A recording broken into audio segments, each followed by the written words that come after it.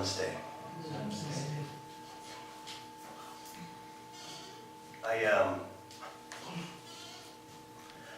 I go back and forth about Easter. I think it's probably the most divisive holiday on the Christian calendar. And I had a rector back in the day who said it was the most important day on the Christian calendar. And I never really bought that, because I don't think you can have Easter without having Christmas. But I understand his point. And yet, Easter strikes me as a lot like this. Suppose that you got a notice in the mail that somebody had prepaid either your rent or your mortgage for the rest of this year and all of next year. But they did it anonymously. Party time. And so there was no way you were going to be able to find out who did it. If that was Easter, you wouldn't be happy. If that was Easter, you would want to pick that apart until you figured out exactly how it happened. And if you found out that somebody you knew had the same thing happen, and they decided that theirs happened a different way, you'd fight with them about it. Because it couldn't possibly have happened their way. Your way would be the only right way. After all, everybody knows that Jesus died for our sins. Except he didn't. Except that this idea that Jesus was kind of like paying a bill that we all owed God because we aren't perfect, and God made us this way, so that surprised God. And then God got really mad and said, and said, these people are really exactly what I expected them to be, and that irritates me no end. And so I think I'll create a son and kill him because of it. And then I'll be happy. But he didn't create the son was already there. Well, his son was already there, well, unless you're Eastern Orthodox. In which case the son had to proceed from God. And then, the world split over that. But if you don't believe that, then the people that do consign you to hell. Which that God that created everything that is and loves everything that is sends people to forever. And then I started thinking about the difference between belief, action, and feeling. Is it about believing the right thing, just generally speaking, although this applies to Easter too, believing the right thing, doing the right thing, or feeling the right thing? Now, when I was at Wisconsin Lutheran College, my alma mater, it was about the following phrase: I believe, teach, and confess. And then they had to fill it in with the right doctrinal statement from the official book. Didn't matter what you felt. Didn't matter what you did. Mattered what you believed, taught, and confessed. Other people will say it matters more what you do. It's the difference between orthodoxy, right belief, and orthopraxis, right practice.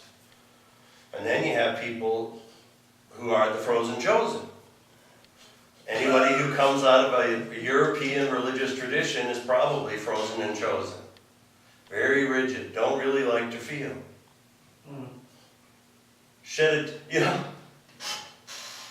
There was a wonderful story once, I don't remember exactly how it goes, but you can tell when an Anglican or an Episcopalian gets emotional.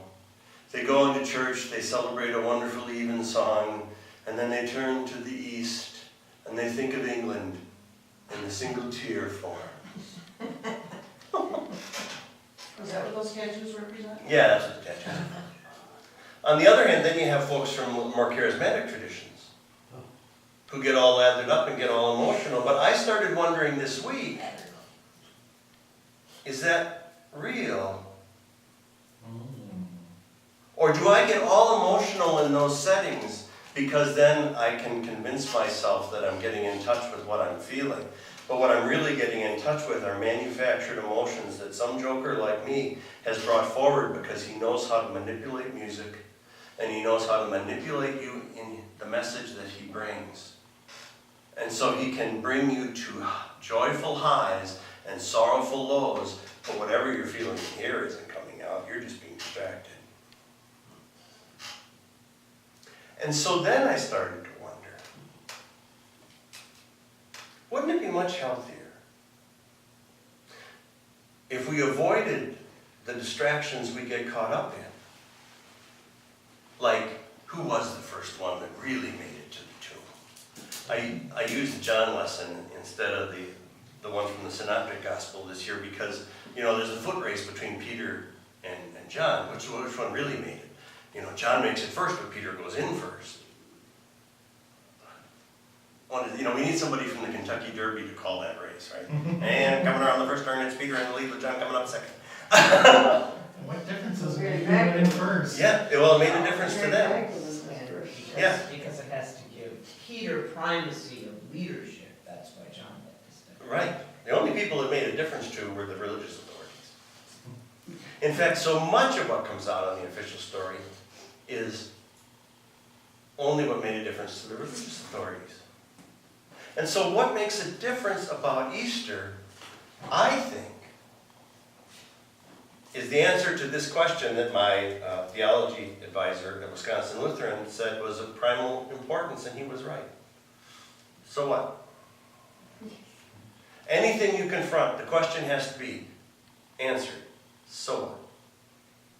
Whether you're writing a paper or trying to decide the answer to something, ultimately it has to be so what? So Easter comes, Jesus rises, so what? And if you're trying to answer so what, the mechanics of it don't matter so much. Right? It doesn't really matter who made it to the tomb first. I mean, it's a nice story. It gives people doing passion plays something to carry on about, right? I mean, and it's great for devotional spirituality. No doubt about it, you know. But what's the result? What does it matter? What does it matter whether it's a bodily resurrection or whether it's a spiritual resurrection or whether it's both? It's pretty hard to deny that this Jesus, this Christ, has continued to impact people for the last 2,000 years. So that means it's pretty hard to say that the story ended 2,000 years ago. As much as people would like to say that, there's far too many people who've had an experience of it.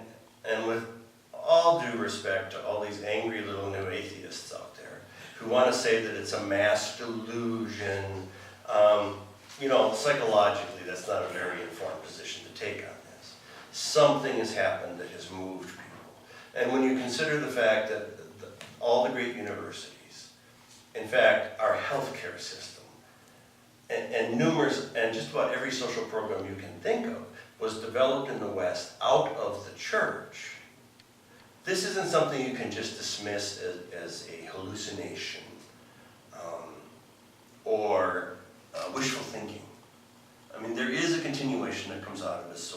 So out of this, so we do well to wonder what might it mean. Now, to be sure, we've trivialized it. We've turned it into silliness. We've turned it into arguments about right belief. We've done terrible things in the name of it. We've burned witches and heretics, thrown people in the river and said, well, if they sink and drown, it's tragic, but I guess they're okay, but if they float, we're going to have to kill them anyway. I mean, the superstition has ruled the day, and we would do well to get rid of that. But what's the question? So enter Peter Rollins. I don't know if you know who Peter Rollins is. He's Irish, I think. Although it's hard for me to tell Irish people from Scottish people. The accent is so close for me, but I think he's Irish. And he's one of those evangelicals that makes evangelicals nervous. Oh. Because he's also a philosopher. And he does alternative church and things like that. And I stumbled across something he did 5 years ago that got my attention this week because it was a segment of a talk he gave that was called Deny the Resurrection. And I wish I could do an Irish accent, but I can't, so I won't even try. Let's do a Scottish one. No, I can't even do that. Those are my two weaknesses. English or British. He says, Welsh. So people ask me, do I deny the resurrection? He said. And he said, absolutely I deny the resurrection. He said, every time I walk past somebody who is in need and pretend I don't see them, I deny the resurrection. Every time I participate in an unjust system, I deny the resurrection. Every time I deny that my neighbor is there and needs my help, I deny the resurrection. But, he said, when I help someone in need, then I affirm the resurrection. When I work for justice and peace, I affirm the resurrection. And we all are the same way. And what I thought that did so brilliantly was it took it out of these empty statements. You know, it took it out of the simplicity of being able to say a creed. You know, I believe in God the Father Almighty, maker of heaven and earth. Great. Anybody can read that off the page. But where the rubber meets the road is in how you act. And this is where a lot of conservative folks get really upset. No, all it takes is faith, all it takes is faith, all it takes is faith. Well, as anybody who watches an election cycle knows, anybody can move their lips and say a whole lot of stuff. In fact, it seems like everybody can move their lips and say a whole lot of stuff they don't believe. Your behavior plays out in life what you believe. So it's not enough just to say it. It's what we do that shows what we believe. And there also has to be, I think, if you really want to affirm the resurrection, a willingness to do a certain amount of surrender. And the more we've suffered, the harder it is to surrender. The more we've been hurt, the harder it is to take that risk of opening up. And then I thought about my Buddhist friends who used to be Christians. And they're so angry. And they're still really angry about Christianity.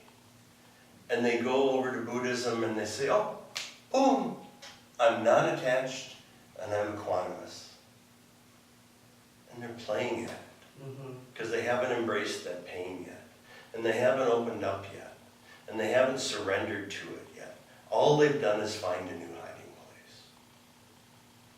And if the resurrection says anything, and if Good Friday through the resurrection says anything, it says there's going to be pain. And that there's also going to be relief. And that it isn't going to be easy, and it's not smiley, happy, clappy, but it isn't going to be all dismal either. But if you're going to experience it, you have to open to it. And if you're going to experience the fullness of it, it's more than just talking about it, it's about living it and taking chances. And that's, frankly, awful scary. But it's really the truth, that the only way out is through. And I believe that's the essence